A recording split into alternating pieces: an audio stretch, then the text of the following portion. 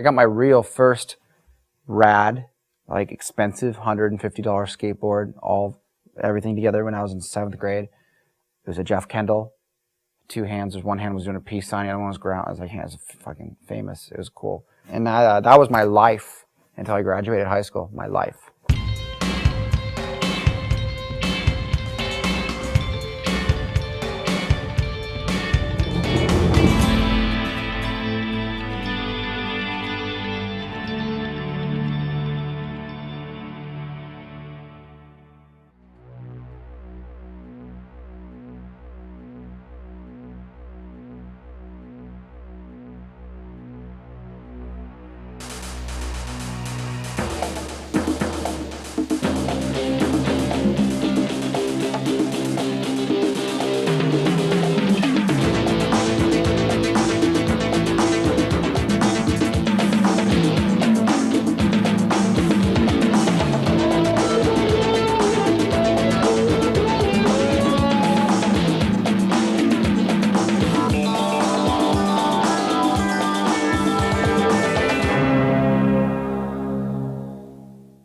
Christian Hosoi was a favorite skater of mine. Chris Miller, which is a buddy of mine now, but I always loved Miller's style. Like, he just had such a cool, flowy kind of style. Matt Hensley is probably all time. Hensley was the first one to really make street skating cool, like so much cooler than, in my mind, ramp skating. You know, what ramp skating, there are big airs and crazy spinning around and whatever. And here comes Matt Hensley, and he starts doing that kind of stuff off an embankment, you know, and I was like, wow.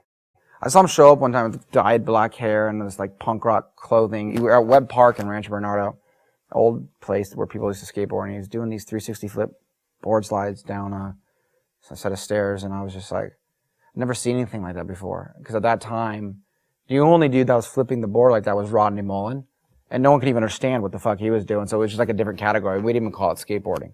It was like math, you know? Rodney Mullen was doing math, and everyone else was skateboarding. All my friends were skateboarders that were a little bit older than me, and they were getting out of high school or graduated already, and so I would either ditch school or somehow get out early, and we would go downtown San Diego and just skateboard all day.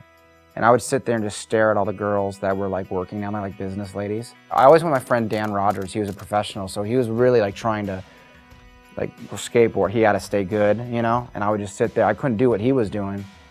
And I just wanted to stare at the business ladies. That's what I remember about being like 17.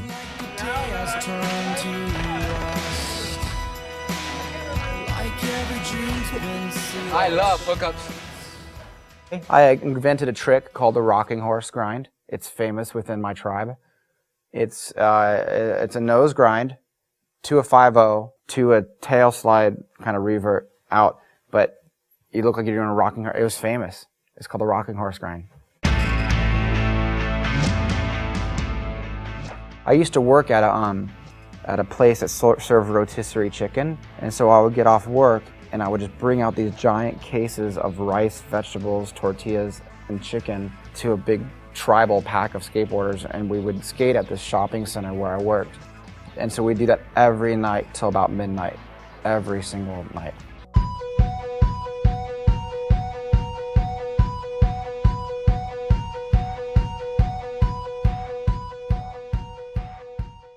You know, when I was younger, skateboarding and music were so intertwined. Punk rock music and skateboarders were kind of one and the same kid, at least in Southern California. You know, I remember hearing bands like Big Drill Car, and so Danny Way had Big Drill Car in some of his parts, and I was like, wow, you know. Dinosaur Jr., you know, there's like all these great bands that I grew up on that were a part of the skateboarding scene. That's what, you know, that's when I found my own independence and individuality. You know, I found like this is my tribe of people. And you're celebrating the fact that you're not like everyone else at in high school. You don't fit in necessarily with your parents. You know, your family life probably sucks a bit, and school, everyone at school is just not something you can relate to, you know. And then you have this group of dudes and you just travel around the city till late hours into the night blasting music and going as fast as you can.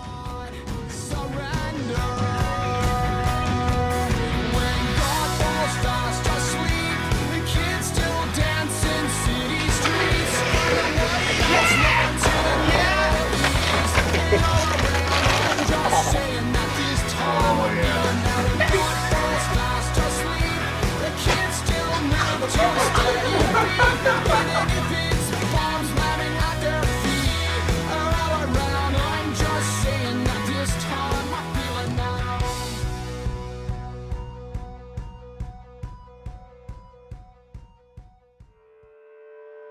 I think when you grow up as a kid, you know, you're always looking for your voice. You're always looking for your independence. You're always looking to find out who you are.